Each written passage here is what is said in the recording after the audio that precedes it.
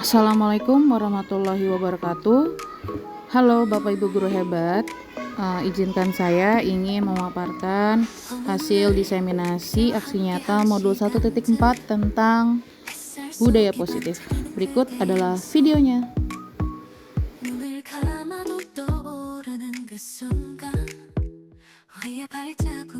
Halo. Namanya hai. Hai, halo, halo.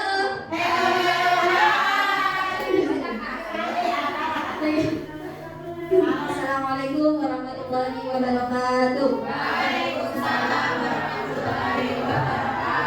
Innal hamdalillah nahmaduhu wa nasta'inuhu wa nastaghfiruhu wa na'udzu billahi min shururi anfusina wa min sayyiati a'malina may yahdihillahu fala mudilla lahu wa may yudlilhu fala hadiya lahu. Asyhadu an la ilaha illallah wahdahu la syarika lahu wa asyhadu anna Muhammadan abduhu wa rasuluh. Allahumma shalli ala sayyidina Muhammad wa ala ali sayyidina Muhammad. Yang terhormat Kepala Sekolah Bapak Heri Susanto SPD MPD, yang saya hormati rekan-rekan guru yang tidak bisa saya sebutkan satu persatu namun tidak mengurangi rasa hormat saya. Alhamdulillah pada hari yang berbahagia ini atas karunia dan rahmat Allah kita bisa berkumpul di sini dalam kegiatan diseminasi aksi nyata modul 1.4 budaya hormon positif yang akan disampaikan oleh Ibu Nur dan Ibu Herlia. Untuk mempersingkat waktu, marilah kita buka diseminasi aksi nyata modul 1.4 budaya positif ini dengan membaca basmalah. Bismillahirrahmanirrahim. Baik, selanjutnya yaitu menyanyikan lagu Indonesia Raya, gerijanya oleh Ibu Ari. Mohon maaf kepada Bapak Ibu, dipersilakan untuk berdiri. Hiduplah Indonesia Raya.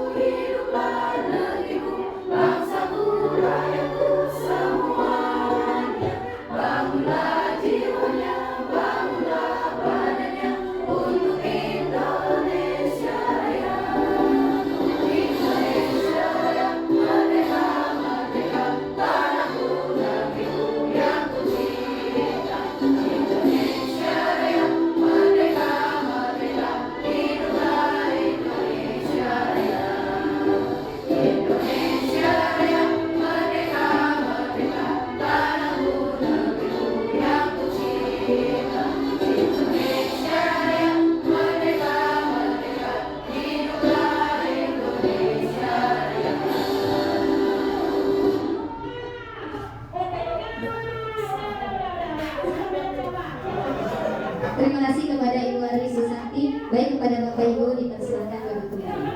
Adalah selanjutnya yaitu sambutan dari Kepala Sekolah Bapak Heri Susanto SPD MPD, kami persilakan. Ya, terima kasih Bu Siti selaku Ibu acara yang saya hormati Bu Nur dan juga Bu Helia. Assalamualaikum warahmatullahi wabarakatuh. Sejahtera kita semua. Terima kasih Bapak-bapak dan Ibu-ibu semua atas kehadirannya. Terima kasih juga kepada Bu Nur dan Bu Helia yang telah mewakili kegiatan ini.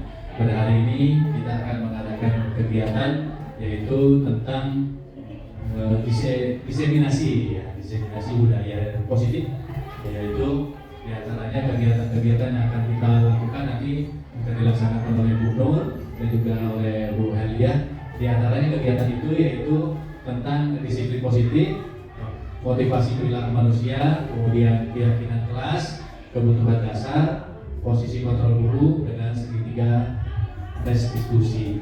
Kemudian mungkin di sini nanti ada pembagian wilayah penyampaian materinya ya. Penyampaian materinya mungkin nanti oleh Bu Nur dari nomor 1, 2, dan 3 ya dibagi ya, supaya nanti adik-adik semuanya. Kemudian juga Bu Elia 456 ya. Jadi pagi supaya nanti kita semua bisa belajar bersama-sama. Mudah-mudahan dengan kegiatan-kegiatan ini akan menambah motivasi kita semua ya, terutama pada Bapak Ibu guru yang masih muda-muda yang punya semangat tinggi untuk belajar dan juga punya potensi yang tinggi untuk menimba ilmu. Tapi juga tak lupa jangan sampai memutuskan semangat kepada yang lebih tua, yang selalu tetap semangat untuk menggapai cita-cita kita memajukan sekolah SDN 1 Ciangsana. Dan juga mudah-mudahan kegiatan ini nanti sangat bermanfaat untuk kepada guru dan juga Bu Elia yang selaku calon guru penggerak.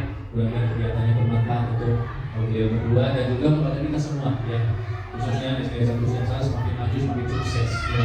Untuk itu lama-lama kita akan menyaksikan, mendengarkan ya paparan yang akan disampaikan oleh beliau.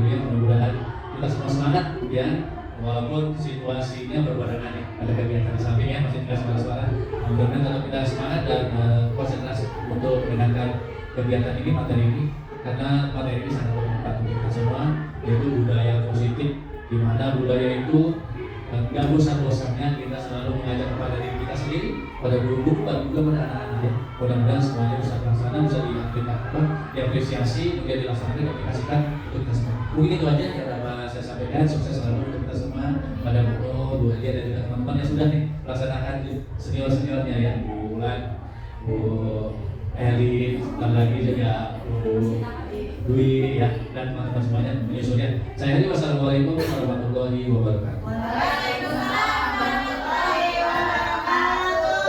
Terima kasih kepada Bapak Heri Susanto SPD MPD. Baik, acara selanjutnya yaitu acara inti diseminasi aksi nyata modul 1.4 budaya positif yang akan disampaikan oleh Bu Nur. Disiplin positif, motivasi perilaku manusia dan keyakinan kelas. Kepada Ibu Siti Nur Hasanah, waktu dan tempat kami persilakan. Bismillahirrahmanirrahim. Assalamualaikum warahmatullahi wabarakatuh. Waalaikumsalam warahmatullahi wabarakatuh. Selamat siang Bapak Ibu. Siap. SDN 1 Ciangsana berprestasi merdeka. Oke, masih semangat ya Bapak Ibu ya. Oke. Yang saya hormati Bapak Kepala Sekolah, Bapak Heri Susanto SPD MPD, dan Bapak Ibu guru hebat SDN 1 Ciangsana yang selalu saya banggakan. Terima kasih Bapak Ibu yang sudah menyempatkan waktunya pada hari ini dalam kegiatan diseminasi aksi nyata modul 1.4 tentang budaya positif. Terima kasih juga kami ucapkan kepada Bapak Ibu semua yang telah membantu proses kami dalam pendidikan guru penggerak angkatan 11 Kabupaten Bogor. Pada hari ini kami dengan saya sendiri Ibu Nur bersama Bu Herlia ingin mengimbaskan pemahaman atau pengetahuan kami tentang modul 1.4 budaya positif. Pada kegiatan hari ini mungkin akan disampaikan secara bergantian ya Bapak Ibu. Yang pertama mungkin nanti oleh saya sendiri, lanjut oleh Bu Herlia. Oke. Next. Nah, senyum ya, salah satu pembiasaan positif yang sudah Bapak Ibu biasakan di kelas ya Bapak Ibu ya. Betul? Betul. Jadi salah satu pembiasaan 5S yaitu senyum. Di sini saya mau mengajak Bapak Ibu bermain yuk senyum selama 30 detik. Ya. Gunanya apa Bapak Ibu kira-kira permainan ini?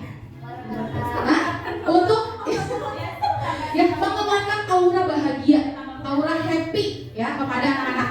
Ya, kalau misalnya udah bingung nih mau speaking apa, ya biar semangat anak-anaknya, udah pakai senyum aja dulu. Ya, kalau udah bosan nih dengan speaking apapun yang sudah Ibu berikan. Cara mainnya, silakan Bapak Ibu berdiri. Bapak Ibu berdiri, silakan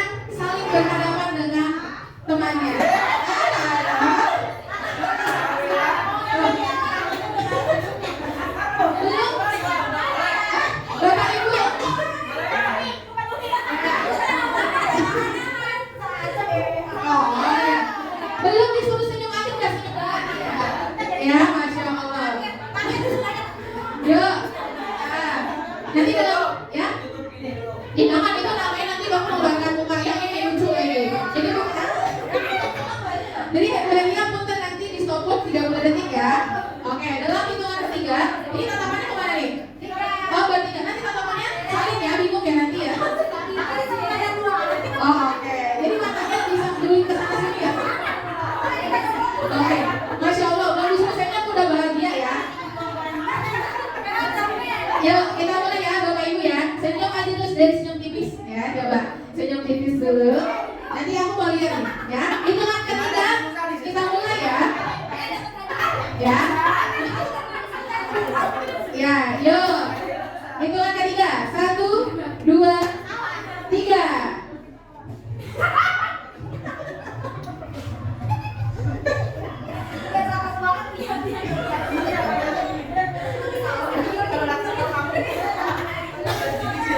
Oke, tuh kan disuruh senyum malah tertawa ya. Berarti membuat aura kelas nanti jadi bahagia, jadi positif ya. Jangan sampai nih suruh masuk kelas, oke silakan duduk dulu. Udah ya Allah maaf ya, belum disuruh duduk ya.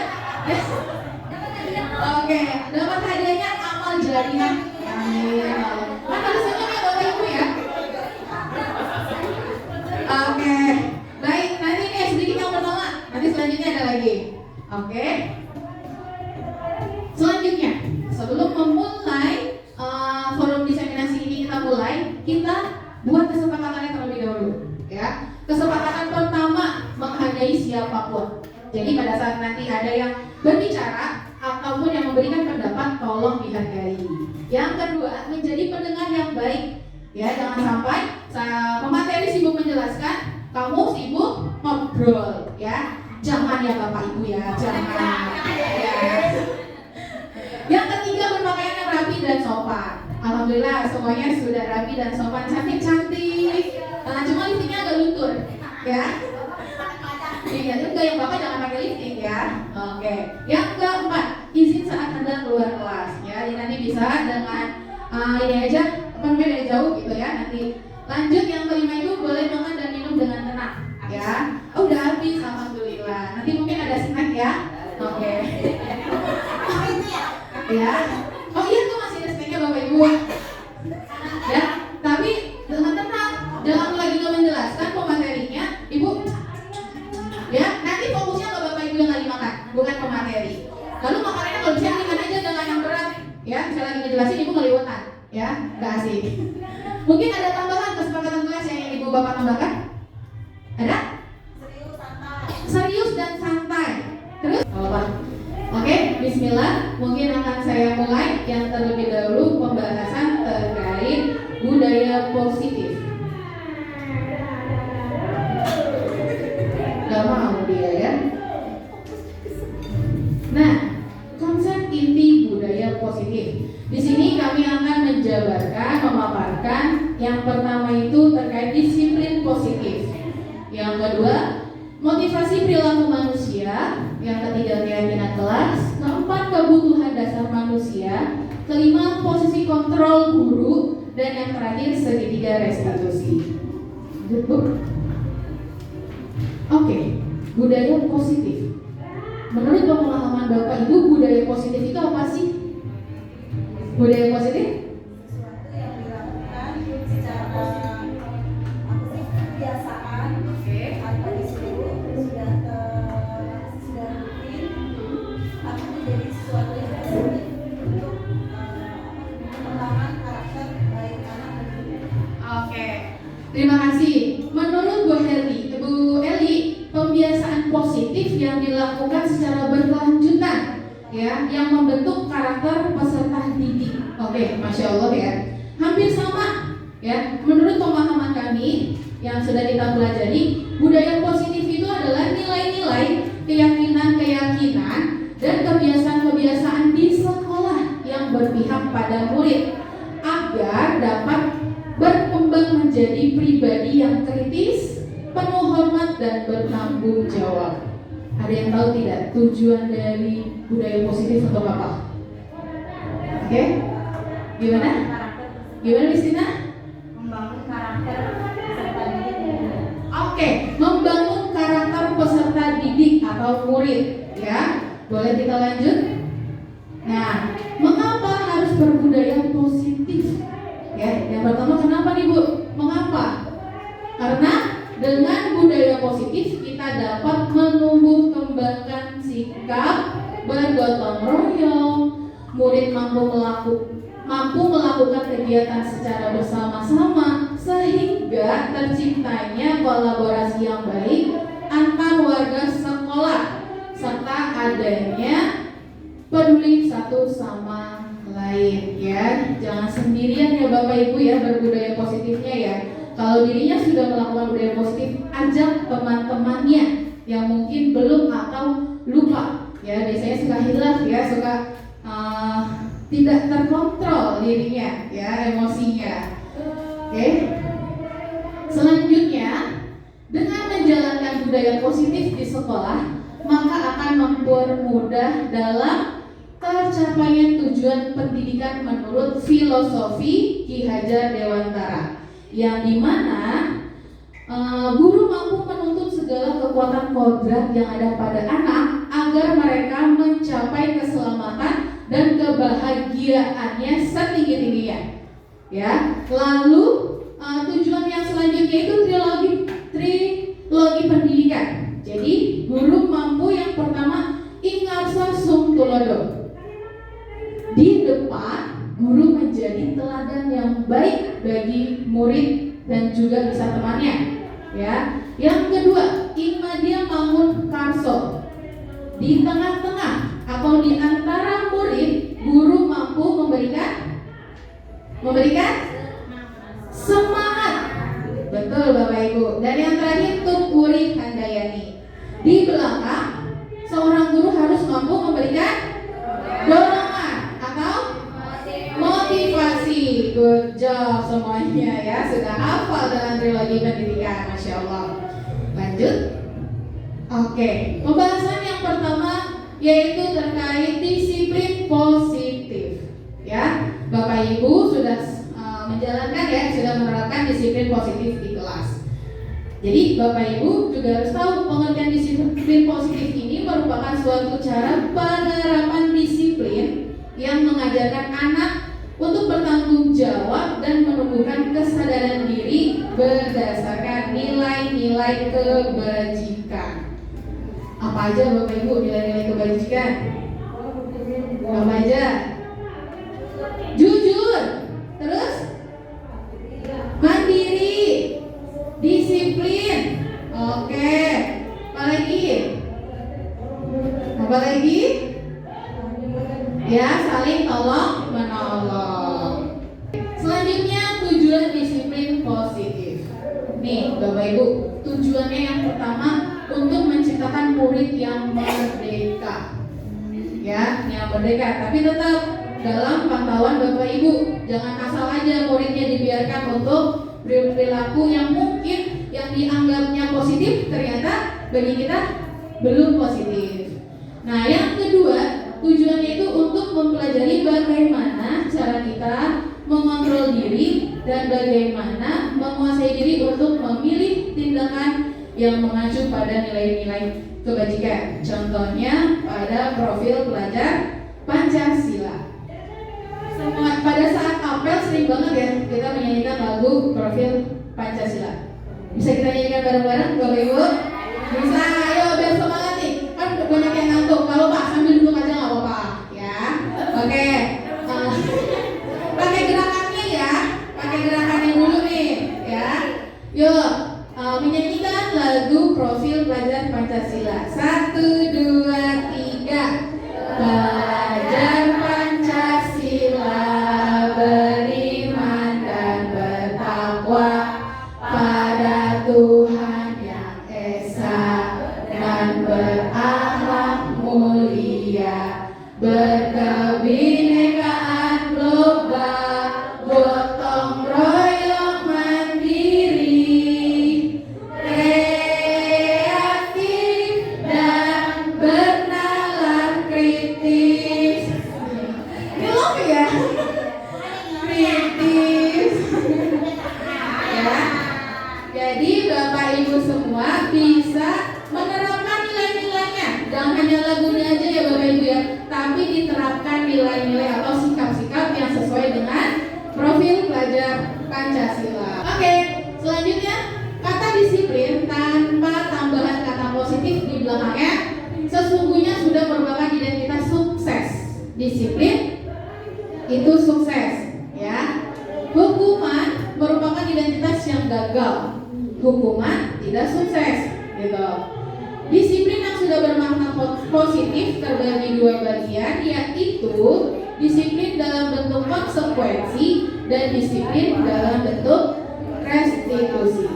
Arti hukuman sendiri itu yaitu bersifat tidak rencana atau tiba-tiba, sifatnya satu arah, ya. Biasanya itu hanya pihak guru yang memberikan. Nah, arti konsekuensi itu biasanya diberikan berdasarkan satu data yang umumnya dapat diukur. Contohnya sudah banyak, mungkin Bapak Ibu sudah tidak ada yang memberikan hukuman ya? Ya Bapak Ibu ya? Oh Masya Allah sudah tidak ada. Lanjut, restitusi. Restitusi adalah proses menciptakan kondisi bagi murid untuk memperbaiki kesalahan mereka sehingga mereka bisa kembali pada kelompok mereka dengan karakter yang lebih kuat. Jadi jika ada permasalahan menggunakan restitusi ini, Bapak Ibu melakukan pendekatan dengan 3 tahap, ya. Nanti akan kita bahas restitusi. Oke, lanjut. Nah, disiplin diri dapat membuat murid memahami dan menyadari berdasarkan motivasi internal, bukan akibat paksaan, pujian ataupun hukuman.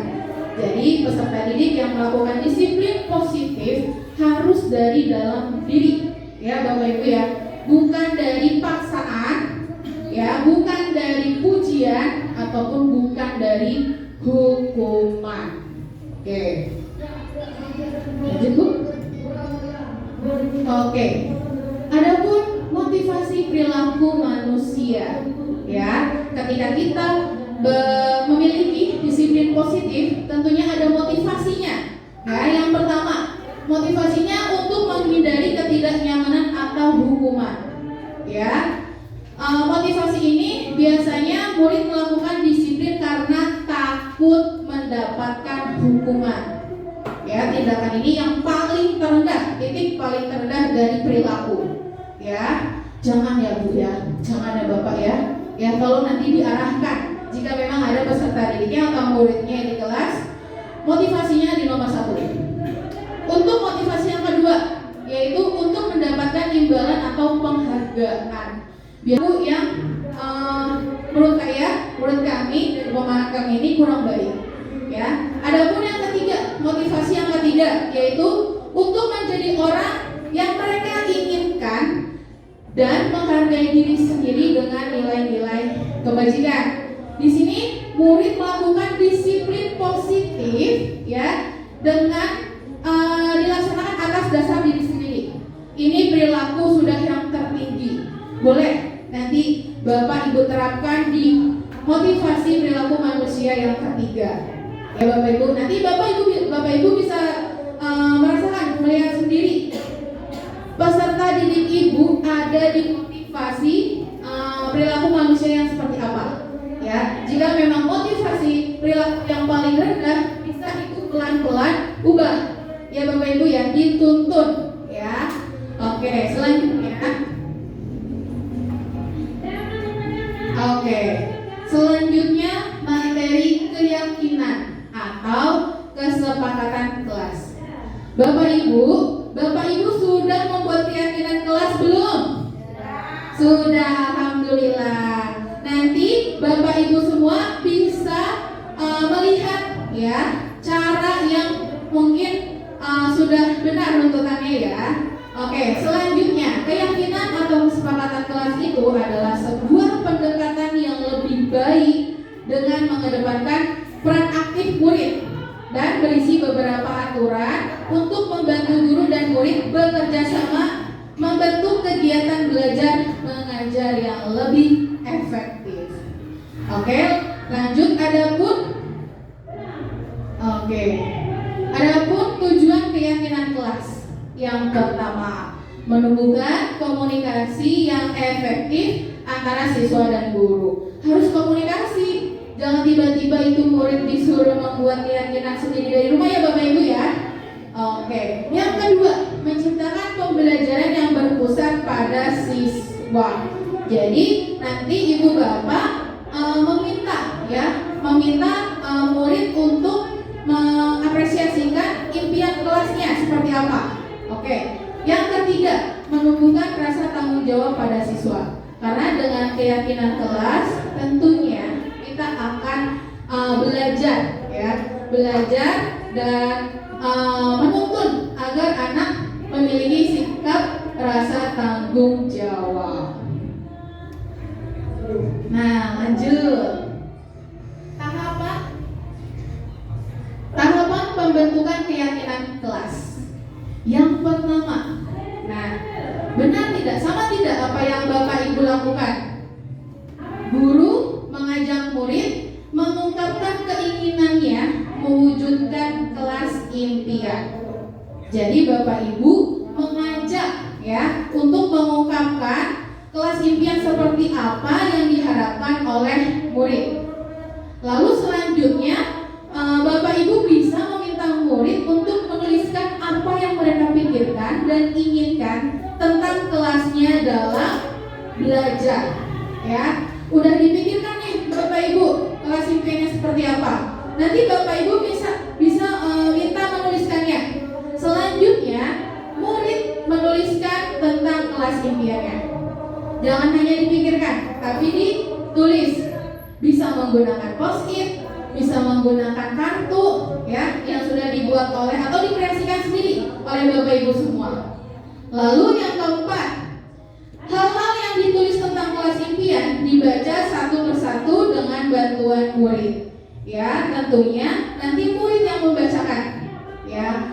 Sebelum saya mempelajari modul 1.4 ada poin di nomor 4 ini yang saya lakukan ini kurang tepat. Saya di poin keempat ini yang membacakan adalah saya sebenarnya. Jadi seharusnya murid sebenarnya. Jadi nanti kan ini kesepakatan bersama lebih banyak murid Guru ini sebenarnya hanya menguatkan. Nah, yang kelima, guru dan murid berdiskusi membahas impian-impian tentang kelas yang sudah mereka tulis dan menyoroti hal-hal penting untuk dijadikan kesepakatan kelas. Setelah sudah terkumpul impian-impian peserta didik atau murid di kelas, Ibu coba simpulkan nanti menggunakan kata-kata yang positif tentunya. Betul. Selanjutnya itu yang keenam atau yang terakhir, guru dan murid membaca hasil kesepakatan kelas yang disetujui. Kemudian siswa menandatangani kesepakatan tersebut sebagai tanda persetujuan.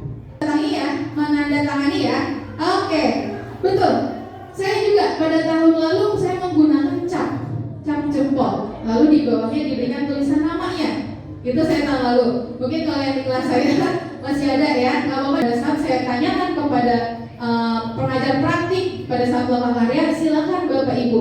Karena banyak siswa SD yang belum bisa tanda tangan. Oke, boleh dengan cap jempol. Katanya yang penting jangan cap bibir. Gitu. Aduh. Oke, dilanjut. Biar juga jangan ramai.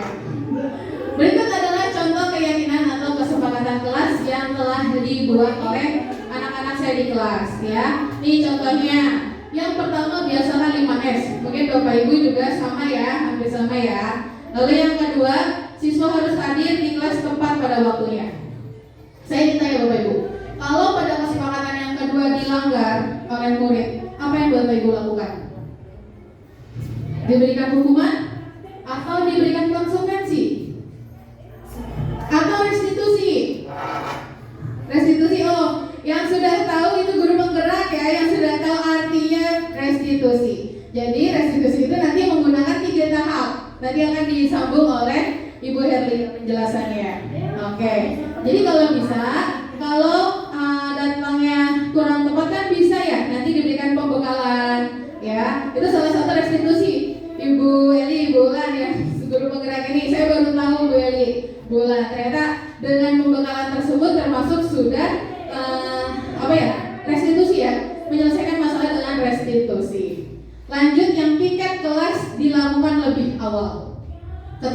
kalau tidak bisa piket, gimana Bapak Ibu? Diberikan apa? Sanksi? Jangan Bapak Ibu, oh tadi hukuman gak boleh. Konsekuensi, betul. Ya, salah ngucap tadi, konsekuensi yang diberikan. Kalau pada di awal tidak piket kelas, bisa pada saat jam istirahat. Ya, mungkin karena tadi datangnya mepet, jadi tidak sempat piket di awal. Boleh piketnya saat istirahat ataupun saat pulang sekolah. Tapi tetap Bapak Ibu berikan waktu. Jangan sampai piketnya sampai setengah jam. Nanti Bapak Ibu yang di rumah, ini ya, bingung nih anak saya kemana belum pulang. Oke. Nah, yang selanjutnya wajib memakai seragam sesuai ketentuan pakaian seragam di sekolah. Ya, kalau misalkan pakaiannya putih merah kesesuaiannya, tiba-tiba ada yang pakai putih biru, itu gimana Bapak Ibu? Bertanya dulu alasannya kenapa. Kadang-kadang tuh wali murid suka WhatsApp ya. Maaf ya Bu Guru, hari ini bajunya dicuci, bajunya ini, baju itu jadi begini. Jadi ya sudah, ketika masuk tidak usah ditanya lagi kalau saya. Oh gitu. Jadi ada pemberitahuan dari awal lewat WA. oke. Adanya informasi ya Bapak Ibu ya, jikalau ada peserta didik yang tidak sesuai memakai seragamnya. Tapi kan tadi yang saya tanyakan, kalau atasnya putih bawahnya biru, berarti salah sekolahan Bu. Ya kan? Salah sekolah itu SMP. Ya mungkin. Oke. Tapi terima kasih Miss Ina jawabannya. Berarti harus adanya komunikasi atau informasi dari orang tua. Oke, selanjutnya berperilaku sopan, santun, dan saling menghargai satu sama lain. Ini hampir sama dengan 5S, tapi titik ininya lebih menghargai satu sama lain. Ya, dan menghargainya tentunya dengan bersama teman dan juga Bapak Ibu guru di sekolah. Nah, yang terakhir, tadi juga sempat dibahas oleh Bapak pengawas pembina kita ya, penggunaan handphone. Ya, tentunya tidak disarankan saat pembelajaran jika atau kecuali sudah izin untuk tujuan pembelajaran atau pendidikan. Ya, Masya Allah di sekolah kami, di sekolah kita sudah menerapkan pembelajaran berbasis teknologi. Ya, tepuk tangan untuk Bapak Ibu semuanya. Ya, perlu kuisis ya kita sering ya. Sekarang ada Kahoot, EduPlay gitu kan. Terus kalau ternyata di jenjang SD pada saat saya sharing itu masih banyak Bapak Ibu yang belum menggunakan pemanfaatan teknologi seperti membawa handphone deh. Kan aku kalau kelas SD pernah ada yang bawa laptop. Jadi kok keren banget SD bawa laptop? Ya berarti kan kita sesuai tujuan pendidikan Ki Hajar Dewantara, yaitu belajar sesuai kodratnya, yaitu kodrat zaman. Gitu Bapak Ibu. Berikut adalah contoh kesepakatan kelas atau keyakinan kelas yang telah dibuat di sekolah. Mungkin di kelas ya. Bapak Ibu nanti mungkin jikalau pada saat tahapan-tahapannya masih belum tepat dari apa yang sudah saya sampaikan atau kita share informasi Bapak Ibu ya. Bukan di sini saya mengguri Bapak Ibu semua gitu. Jadi nanti bisa Ibu terapkan di kelas masing-masing. Mungkin hanya itu saja yang ingin saya sampaikan. Nanti akan dilanjut oleh Ibu Herlia. Saya akhiri. Wassalamualaikum warahmatullahi wabarakatuh.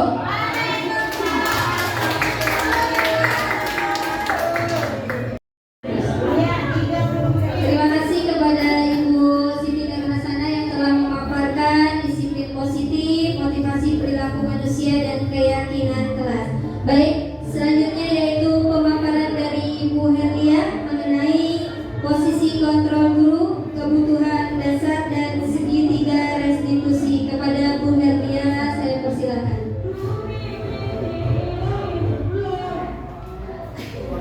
Terima kasih Ibu Siti. Assalamualaikum warahmatullahi wabarakatuh.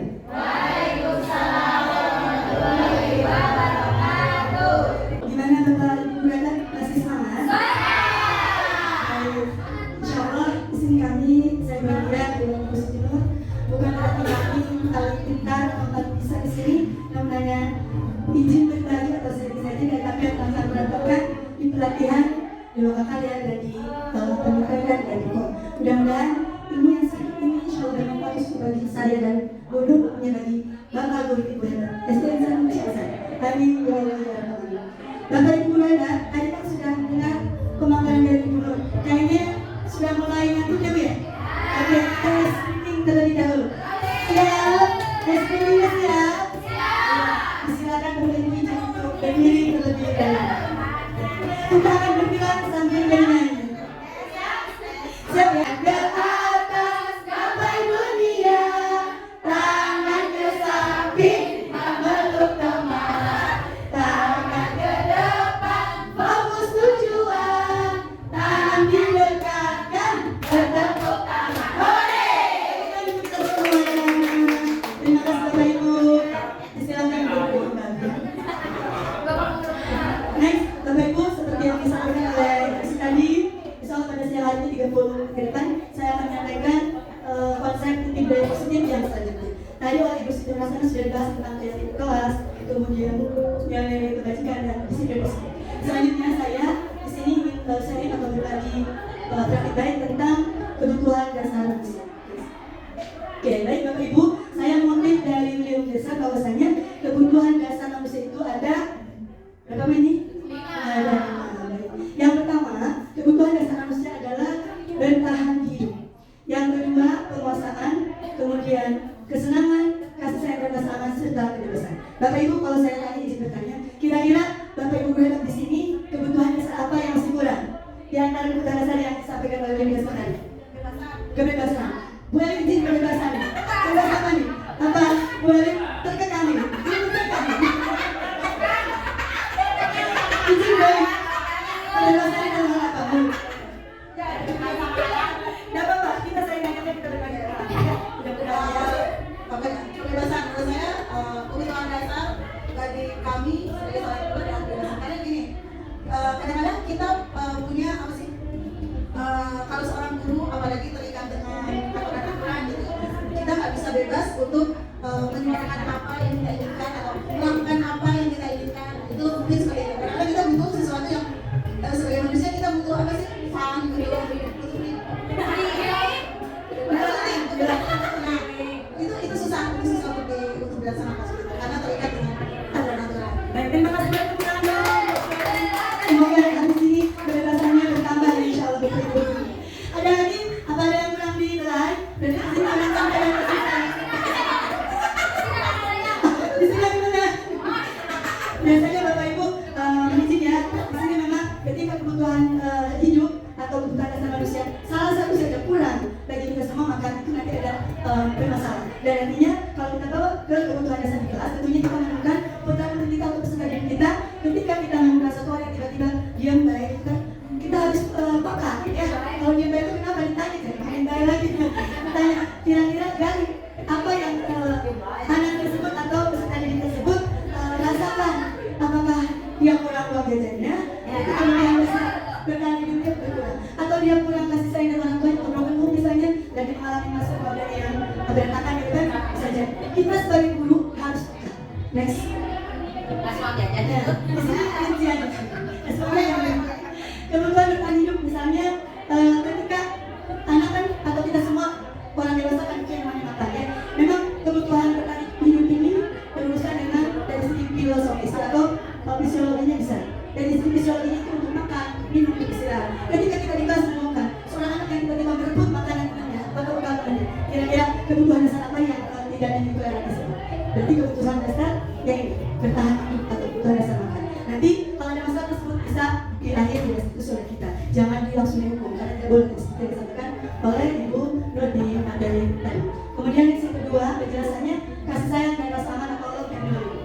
Kebutuhan seperti ini merupakan kebutuhan psikologis seperti rasa diterima dan dipedulikan. Ketika anak didik kita ada yang muncul dengan baik kayak tadi, nah kira-kira kebutuhan rasa apa yang dia tidak miliki? Apakah dia kurang perhatian dengan teman-temannya, atau kurang kita perhatikan sebagai bapak ibu di kelas? Dan itu harus kita gali lebih dalam lagi agar kebutuhan kasih sayang dan rasa aman dari khususnya di lingkungan sekolah anak-anak cukup. Karena kita ingin semua putra-putri kita peserta didik kita bahagia tentunya. Ya betul Bapak Ibu. Ini ya.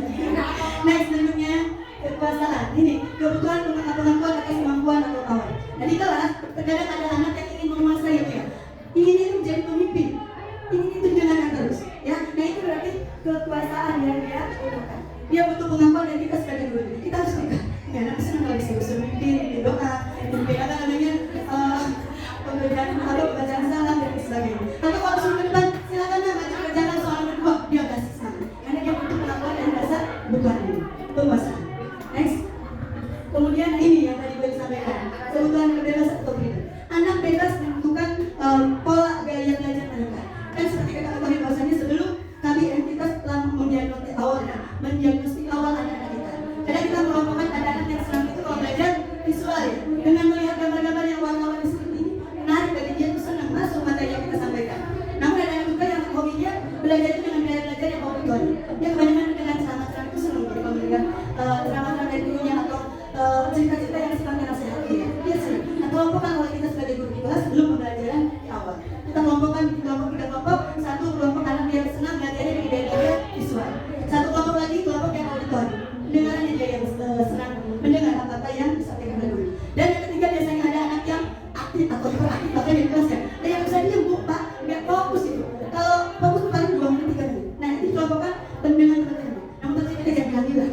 Nah kamu di sini ya semuanya yang aktif sebenarnya sendiri terus seperti itu. Kita menjaga kalau kelasnya sendiri ya dengan ketika kita sebagai rekan sejawatnya kita kan sebelumnya mempunyai kelas yang lama dari kelas yang kita tempuh sekarang. Misalnya kita bermain di kelas yang lama, si asli itu kemampuan atau gaya belajarnya seperti apa? Dan bisa kita kelompokkan secara cepat. Karena terkadang dari saya sendiri misalnya ketika baru berhadapan dengan siswa yang belum pernah sebelumnya kita temui, terkadang agak lama untuk mendeteksi atau identifikasi apakah ada gaya belajar betul yang bisa biasa. Yang paling cepat kita kuasai itu anak-anak yang kita sakit ya, baru bisa di seperti itu. Betul nggak Bapak Ibu? Seperti itu. Mudah-mudahan semuanya bisa menguasai dan kendalikan sendiri dari Bapak Ibu bisa lakukan. Silakan. Dan yang terakhir ada kebutuhan dasar yang kita miliki adalah kesenangan. Nah, tadi butuh hiburan, butuh ini Bapak Ibu. Terima kasih kalau Bapak Ibu kemarin sudah diajak Bapak Kepala Sekolah SD yang di satu siasat ini ya Bapak Ibu sudah berpuncak. Senang tidak Bapak Ibu? Mau lagi ya? Mau lagi mau banget?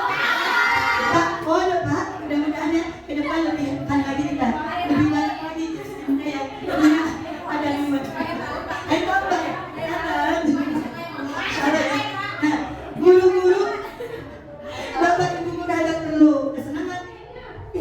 Anak kita di kelas. Di kelas anak-anak kita butuh kesenangan sehingga ketika dia mencari materi itu dalam keadaan tidak suntuk, tidak boring, tidak kapok. Disitulah kita sebagai guru perlu pembelajaran yang variatif. Jadi tidak monoton tidak sebentar. Kita memang tujuan dari Dewata pun ya kita belajar bahwasanya kita itu diibaratkan sebagai petani.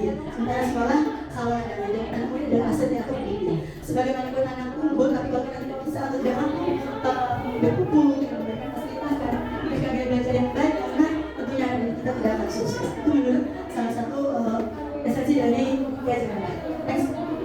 Nah, kita memang ya Bu ya, Bapak Ibu kan kelas pastinya pernah atau mirip-mirip ya dengan kasus yang saya sampaikan. Di sini presiden hari ini hari ulang tahun nanti yang ke-17. Dia senang sekali kakaknya dibiayai untuk latihan nyetir mobil. Baik-baik dia berbulan dari sekian karena bapaknya tidak sempat biasanya. Setiap itu kan dia akan nyetir, dia terlihat senang sekali tapi sampai dia mahir menyetir mobil. Nah ketika dia berjalan dengan bunda ya, dan bapaknya sedikit kerja kayak suaminya istri ada kan ya. Nah di sini ketika ditanya apa yang menyebabkan kamu bisa menyetir mobil, nah dia jawabnya apa? Aku merasa bangga dan senang. Yang kedua, aku merasa bangga dan keren. Yang ketiga, dia bisa jalan-jalan naik mobil bersama teman-teman. Kemudian yang keempat, menyetir mobil itu seru. Nah, dari analisis kasus ini Bapak Ibu, kira-kira menurut Bapak Ibu, jawaban anak yang mana yang sesuai dengan kebutuhan dasar tadi? Yang 5 ya Bapak Ibu, tadi kan ada 5 kebutuhan dasar tentang hidup, penguasaan, rasa senang, kemudian kasih sayang dan lain.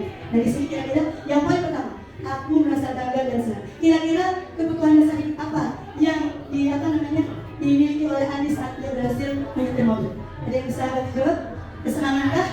Oh kesenangan. Kita bungkus. Ada lagi? Penguasaan atau apa? Sama atau kita samakan Bapak? Tadi ada tentang hidup, ada cinta dan kasih sayang, ada kesenangan, ada penguasaan, ada freedom, kebebasan. Kira-kira yang poin satu apa? Kesenangan. Baik kita bungkus. Yang aku merasa bangga dan keren juga kesenangan ya. Kemudian dia bisa jalan-jalan di mobil bersama teman-teman itu apa? Kebebasan atau ada lagi yang memberikan jawaban? Selain kebebasan? Penguasaan. Baik kita bungkus. kemudian menyetir mobil itu seru gitu. Kira-kira kebutuhan dasar apa yang dia? Kesenangan juga. Baik, next. Nah jadi belum. Nah jadi ketika kembali, ketika kita melihat kasus ini, ibu-ibu sudah pada akhirnya dalam memberikan penjelasan bahwasanya aku merasa bangga dan sering itu adalah kesenangan. Kemudian bila bisa jalan-jalan lagi bersama teman-teman, ternyata dia mempunyai kebutuhan dasar disayangi oleh teman-temannya. Jadi di sini dia bisa jalan naik mobil bersama teman itu kebutuhan dasar rasa kasih sayang. Menyetir mobil itu seru, ya. Berarti apa itu? Penguasaan ya, atau kebebasan sih bisa. Menyetir mobil itu seru, dia menguasai keahlian. Jadi dia berkuasa karena teman-temannya belum bisa, sementara dia bisa menguasai. Next. Nah, setelah kita mempelajari 5 kebutuhan dasar, kita sekali dapat ibu guru kelas 5 posisi kontrol, jangan salah ya.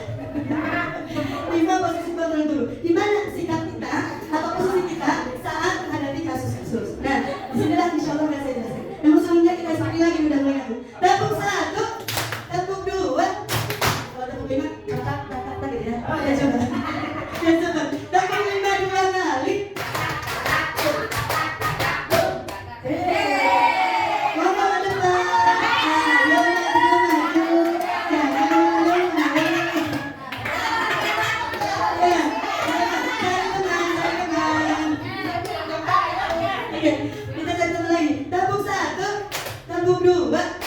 Tepuk 2 kali. Sendiri saja. Baik, di sini ada misalnya. Udah boleh. Ketika ibu di kelas seringnya, tadi kan sudah saya sampaikan kebutuhan dasar. Seringnya ibu menemui anak yang ketika ibu mengajar itu, mereka itu kebanyakan mempunyai kebutuhan dasar apa yang ditemukan di kelas ibu. Silakan. Kesenangan pasti. Tidak, bagaimana? Bagaimana? Permainan kan jadi kelas. Tepuk tangan. Terima kasih banyak. Jadi di kelas ini alhamdulillah banyak anak-anak yang memiliki kebutuhan dasar itu kesenangan. Berarti di rumahnya kurang senang ya. Karena ada teman-temannya. Sementara di sekolah ya banyak sekali teman-temannya yang sefrekuensi. Dia senang main bola, dia senang main bola. Bahkan tempat dulu pun habis kena gitu. Karena butuh kesenangan. Sekarang ya alhamdulillah. Next. Nah, untuk posisi kontrol kan tadi sudah selesai ya Pak ya Bu. Untuk kebutuhan dasar, sebelumnya kita tonton dulu video di slide dulu. Posisi 5 kontrol dulu. Dalam posisi restitusi, salah satu program yang dikembangkan adalah posisi kontrol. Lima posisi kontrol dalam restitusi adalah proses perjalanan seorang penerima agar dapat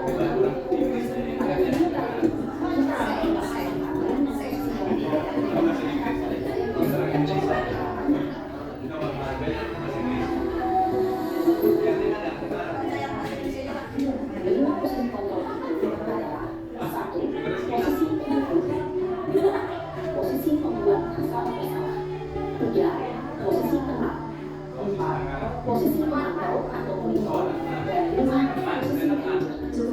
posisi memasak. Oke, tadi sudah melihat kita slide tentang 5 posisi kontrol, ya Pak ya Bu. Jadi kita sebagai guru itu harus memposisikan diri di mana. Ini pertanyaan ini bisa dijawab oleh masing-masing ibu dari yang sebanyak dalam sesuai dengan memang apa yang sering Bapak Ibu lakukan. Biasanya kira-kira kalau saya memberikan pertanyaan, seringnya ibu di posisi mana? Posisi kontrol yang mana? Tadi ada Pak Hukum, pembuat rasa bersalah, kemudian ada sebagai teman, pemantau dan manajer. Kira-kira Bapak Ibu di kelas, posisi kontrol ibu kepada putra-putri ibu di kelas, posisi yang paling banyak kira-kira apa? Penting. Saya mau posisi perempuan merasa bersalah. Pembuat rasa bersalah, Masya Allah. Ada lagi selain posisi pembuat rasa bersalah? Pak Hukum ada? Ibu suka hukum? Ada. Posisi sebagai teman, Masya Allah. Ada lagi? Posisi sebagai pemantau ada?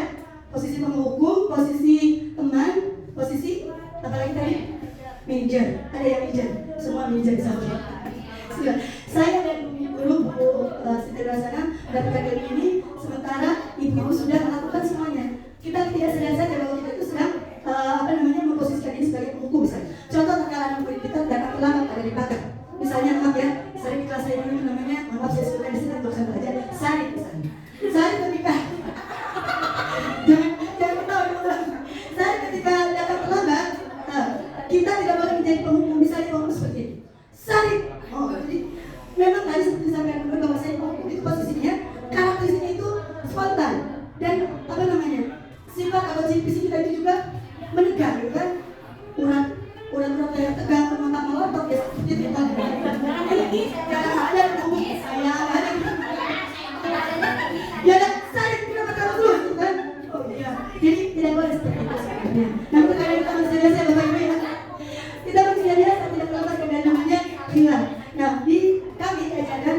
jangan memposisikan diri sebagai penghukum.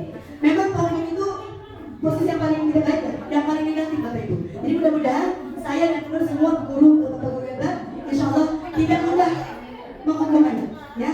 Nah yang kedua, posisi yang kedua adalah posisi sebagai pembuat rasa bersalah. Jadi gini, misalnya saya bilang, Sarin, kata-kata seperti ini, Sarin, kamu terlambat lagi ya nak? Iya Bu, sudah berapa kali kamu terlambat? 6 kali Bu. Oh ya Allah nak, apa kamu gak kasihan sama guru?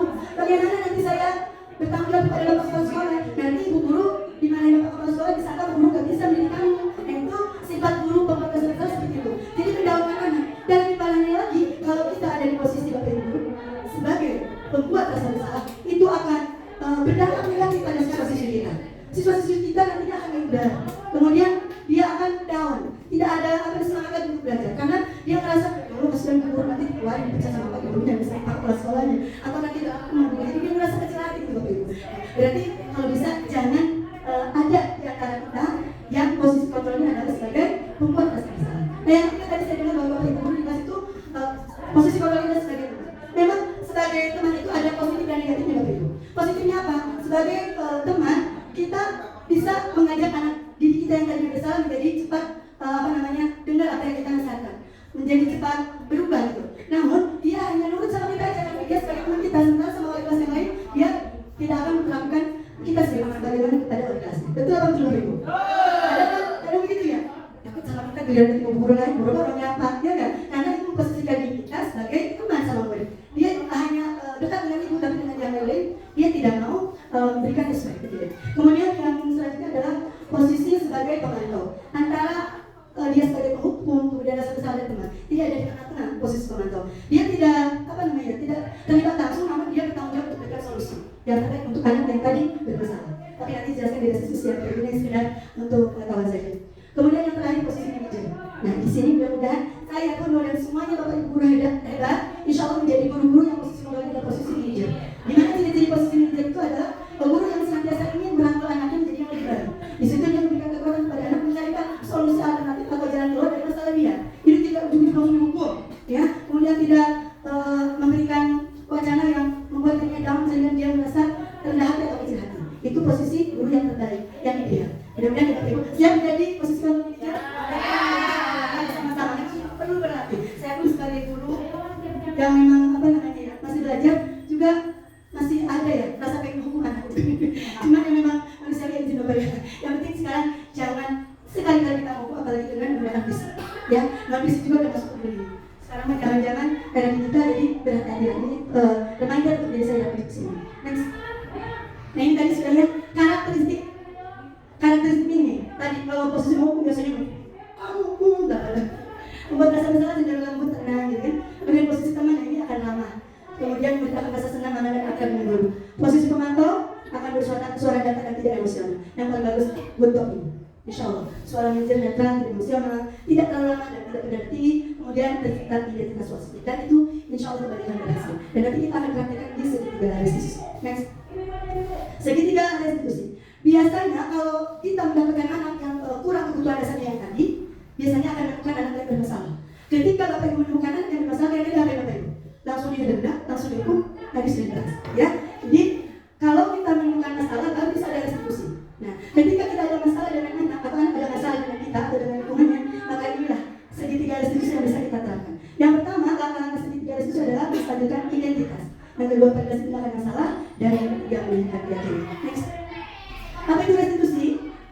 Restitusi adalah proses menciptakan kondisi bagi murid untuk memperbaiki kesalahan mereka, sehingga mereka bisa kembali pada kelompok mereka dengan karakter yang lebih kuat. Jadi ketika ada anak yang bermasalah, bukan kita membuat dia jelek, tidak, tapi ingin dia itu berubah dari dirinya sendiri, ingin mendapatkan karakter yang lebih baik.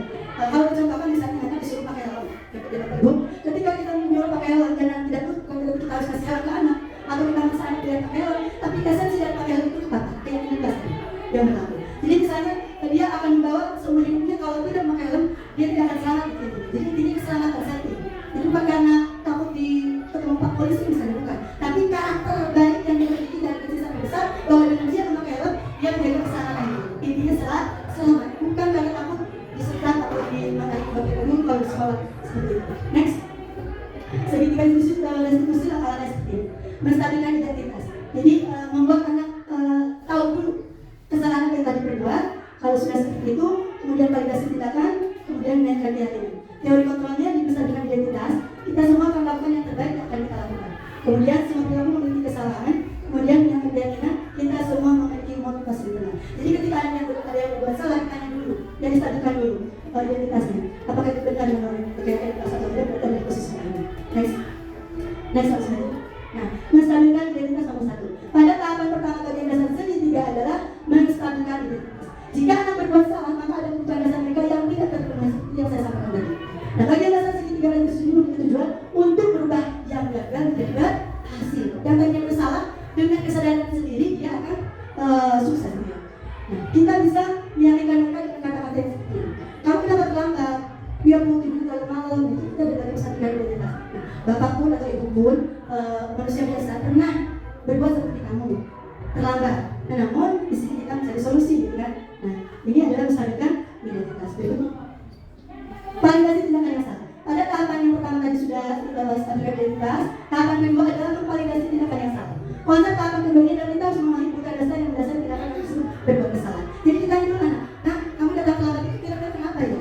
Oh, kita kan dengan sendiri akan menjawab. Tadi malam guru saya itu tidur terlalu malam karena main game, sehingga saya tidurnya jadi larut malam. Akhirnya besok pagi mau kesiangan, akhirnya datang ke sekolah terlambat. Itu semua memvalidasi tindakan yang salah. Next.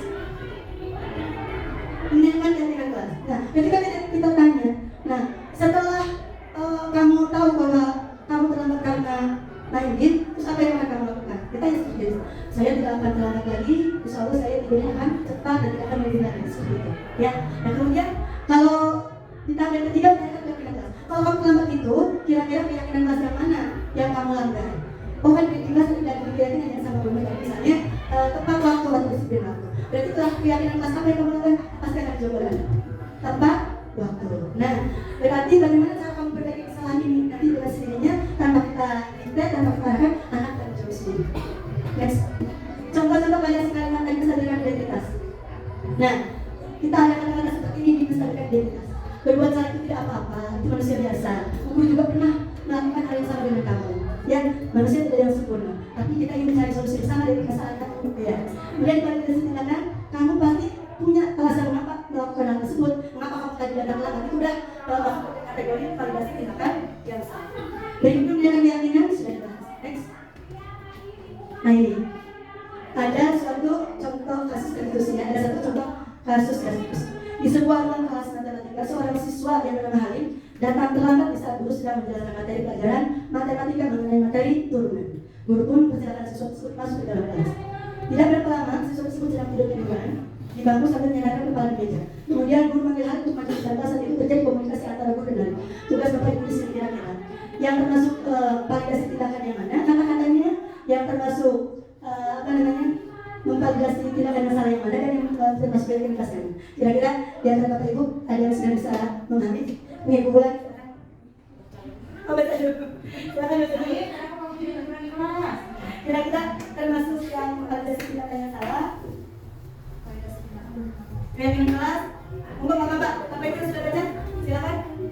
Ada yang mau berkontribusi? Kalau yang Halim, kenapa kamu tidur-tiduran di kelas? Itu masuk bapak ibu. Validasi tindakan yang salah. Pertama, kemudian ada lagi. Yang ketiga, keyakinan kelas kira-kira posisi yang mana? Identitas gagal, baik. Yang mana?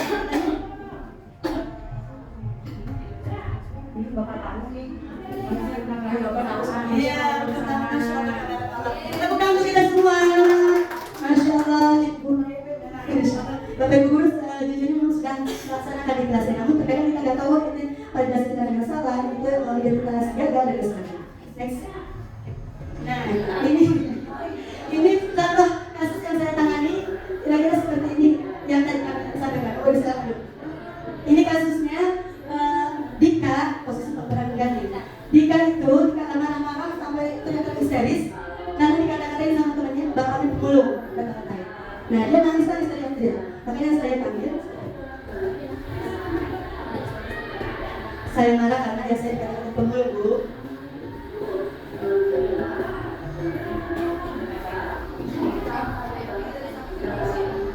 Ibu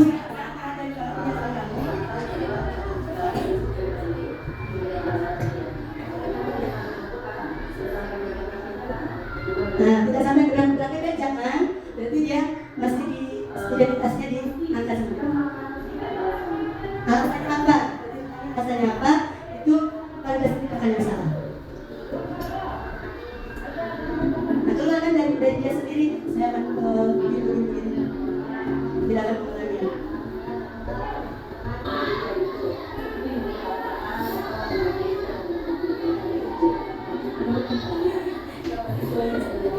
Sesuai dengan tidak dengan kas yang mana yang akan melanggar.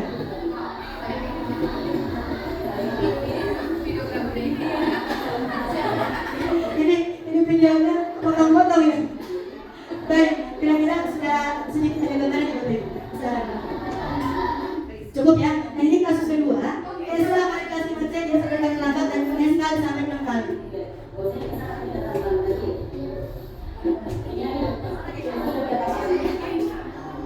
Sudah 6 kali.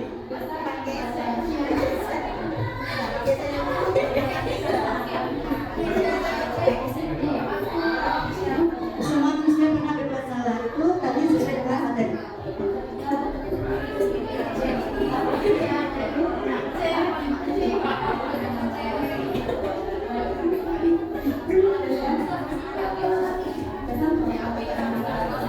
Baik, kami ya, gambarannya sudah saya coba lakukan. Dari segi tiga restitusi itu, insya Allah intinya kita sebagai guru harus mempunyai posisi kontrol yang di atas yang pada saat tadi yang paling bagus adalah manajer. Kita kalau sebagai guru yang restitusi seperti kasus 1 dan 2 tadi, berarti kita posisi kontrolnya ada di posisi manajer. Dan insya Allah sudah dilakukan oleh Bapak Ibu hebat di SD sampai yang sana. Mereka pimpinan Bapak Kepala SD sampai yang sana. Amin ya rabbal alamin. Mudah-mudahan kita semua berusaha kami CGP insya Allah mampu mempraktikkan budaya positif wabil khusus di kelas masing-masing umumnya di sekolah SD 01 Kecamatan ini. Jadi semua Bapak Ibu guru bisa mempraktikkan budaya positif di lingkungan kita sendiri. Itu saja barangkali kesimpulannya, restitusi membantu murid menjadi lebih baik dalam hidupnya dan memiliki tujuan. Kemudian disiplin positif memulihkan diri untuk berbuat lebih baik lagi setelah melakukan kesalahan dalam dirinya. Karena melakukan pelanggaran di yang sudah dibuat atas kesepakatan kelas atau pelanggaran. Mudah-mudahan Bapak Ibu tidak puas karena kami Pak Mas. Mudah-mudahan ilmu sedikit dari kami bermanfaat. Bila kepada yang berminggu, wassalamualaikum warahmatullahi wabarakatuh. Ya, baik, terima kasih kepada Ibu Hadia. Baik, selanjutnya yaitu sesi tanya jawab kepada teman-teman yang ingin bertanya. Silakan. Sesi tanya jawab, Miss Tina. Ini assalamualaikum warahmatullahi wabarakatuh. Saya Antin Sukina dari kelas 1B dan 2B mau bertanya. Sebenarnya sih ini sharing ke teman-teman aja. Mungkin teman-teman sudah pernah masuk kelas saya, kelas 2B, ya. Mungkin yang pernah menggantikan saya ada ya. Saya ingin menanyakan, tadi teman-teman sudah melakukan itu sama. Jadi teman-teman sudah memperhatikan segitiga restitusi. Sedangkan saya, anak kelas 2 ini susah untuk diajak berkomunikasi. Jadi menangkap pun harus dipegangin. Nah, bagaimana misalnya Aaron, contohnya Bu Ani sudah tahu pernah ke kelas saya dan benar-benar menyaksikan itu bibir Bu Ani ya tidak bisa diam.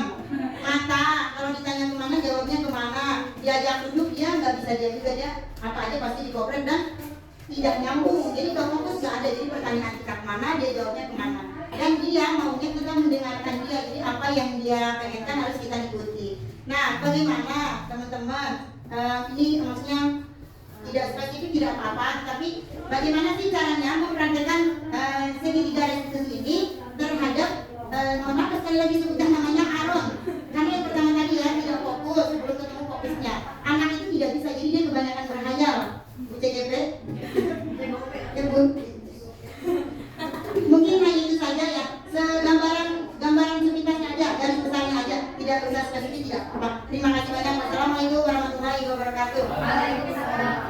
Tepuk tangan kepada doa untuk Kristina, Masya Allah. Jadi tidak tidur ya. Terima kasih pertanyaan luar biasa bagus. Saya izin Bapak Ibu menjawab, mudah-mudahan tidak puas tadi ya, biar belajar terus. Jadi ketika ada anak yang memang butuh restitusi, kalau tadi saya langsung kan anaknya, maaf, bisa diajak komunikasi. Kalau komunikasi kan tidak bisa diajak komunikasi. Nah, solusi dari saya mudah-mudahan bisa kita sama-sama berbagi praktik ya. Kita berkolaborasi dengan orang tua, atau kalau misalnya tidak bisa berkolaborasi dengan orang tua, misalnya ada sesuatu hal, kita bisa melakukan segitiga restitusi tanpa dia sadari. Jadi kan saat dia kan butuh waktu fokusnya. Ketika dia fokus sebentar saja, ibu secara tidak langsung lakukan segitiga restitusi walaupun tidak terus-menerus seperti yang tadi dalam kurun waktu yang tertutup 20 menit atau 30 menit. Tapi ibu bisa sampai sekarang baru menstabilkan identitas atau identitas ganda yang kita arahkan. Ketika dia aktif lagi, ya sudah cut dulu, aktif tadi, baru dilanjutkan nanti kalau misalnya kondisi dia sudah fokus lagi di step berikutnya. Validasi tindakan salah dan keyakinan kelas pasti bisa insya Allah. Kalau misalnya itu tidak berhasil, tanya berkolaborasi dengan orang tua. Kita kan orang tua, jadi dia kita restitusi anak sama orang tua. Biasanya anak itu pasti sama orang tua di rumah ya, mudah-mudahan. Sudah barangkali di sini, mudah-mudahan tidak puas. Assalamualaikum warahmatullahi wabarakatuh. Ya, alhamdulillah ya banyak ilmu yang didapatkan dari Bu Nur sama Bu Herlia. Semoga bermanfaat bagi kita semua. Amin ya rabbal alamin. Baik, dan selanjutnya yaitu doa dan penutup dengan oleh Ibu Zuli. Waktu dan tempat saya persilakan.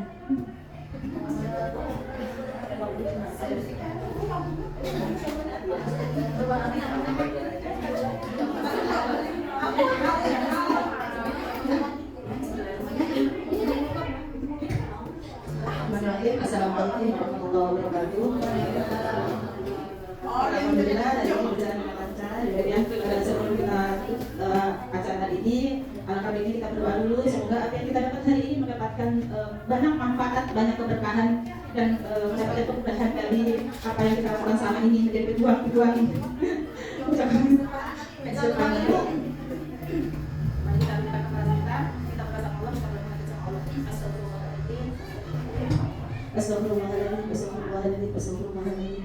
Bismillahirrahmanirrahim. Allahumma shalli ala sayyidina Muhammad wa ala ali sayyidina Muhammad. Alhamdulillah hamdan jamilan lillahi hamdan wa fi'lan wa bi'amri wazir. Ya rabbi alhamdulillah wa bihi jalali wa ala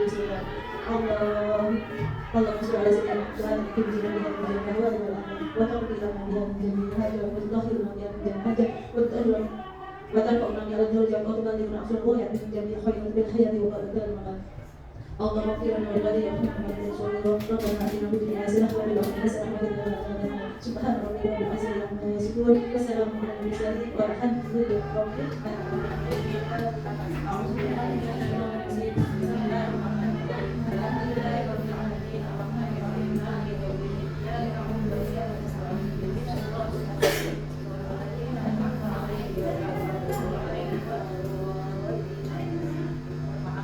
Assalamualaikum warahmatullahi wabarakatuh.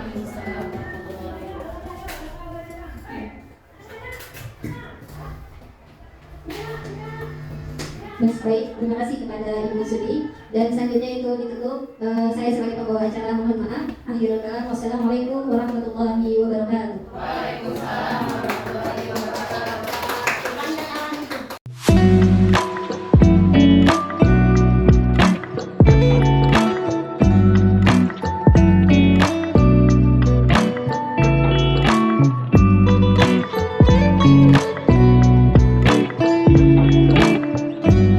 Assalamualaikum warahmatullahi wabarakatuh. Terima kasih Bu dengan Bu Helia. Saya ingin menanggapi tentang kegiatan yang tadi dilaksanakan. Alhamdulillah semua kegiatan berjalan dengan lancar. Alhamdulillah semua materi sudah disampaikan dengan baik, kondisinya sudah baik, bisa mengkondisikan semua teman-teman kegiatan aktif. Namun ya mohon maaf karena memang situasi kondisinya berbarengan ya, ada kegiatan di sekolah, jadi memang sedikit kurang begitu kedengaran fokus ya. Namun saya berharap materi-materi yang disampaikan tadi bisa memberikan contoh kepada teman-teman semua. Materi-materi tersebut bisa disimak ya untuk melakukan pembelajaran di dalam kelas dan juga bisa diaplikasikan di dalam kehidupan sehari-hari ya. Pertama kita contohkan untuk diri kita nih sebagai guru bisa menerapkan bagaimana pembelajaran yang baik untuk siswa dan juga kepada teman-teman semua, karena aplikasi ini tidak hanya untuk peserta didik tapi harus kita aplikasikan pada diri kita semua ya. Kita harus memberikan contoh pada anak-anak didik kita, namun kita juga harus bisa menerapkan apa yang materi itu kita terima ya. Jadi mudah-mudahan semua apa yang sudah disampaikan bisa terlaksana dengan baik dan bisa kita aplikasikan. Sukses semuanya untuk Bu Nur dengan Bu Helia, semoga lancar semuanya bisa mencapai dengan baik. Sekali lagi sukses. Assalamualaikum warahmatullahi wabarakatuh. Waalaikumsalam warahmatullahi wabarakatuh.